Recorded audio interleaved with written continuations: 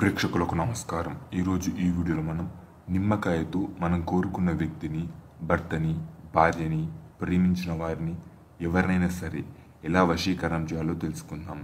ఇప్పుడు ఒక నిమ్మకాయని తీసుకొని ఆ నిమ్మకాయ మీద మీరు ఎవరినైతే వశీకరణం చేయాలనుకుంటున్నారో వారి పేరు రాసి దాన్ని పసుపు మీద ఇలా నిలబెట్టి పసుపు మీద ఈ ఒక నిమ్మకాయని పెట్టి మీరు ఎవరైతే వశీకరణం చేయాలనుకుంటున్నారో వారిని తలుస్తూ ఓం నమో వశ్య కురుకురు స్వహి, ఓం నమో వశ్య కురుకురు స్వహి, ఓం నమో వశ్య కురుకురు స్వహి అనే ఈ మంత్రాన్ని 21 సార్లు జపించి ఆ నిమ్మకాయని ఏదైనా ఒక్క మనుషులు అడుగు పెట్టని చోట ఈ యొక్క నిమ్మకాయని పెట్టాలి. అంటే అక్కడనే వదిలిపెట్టాలి.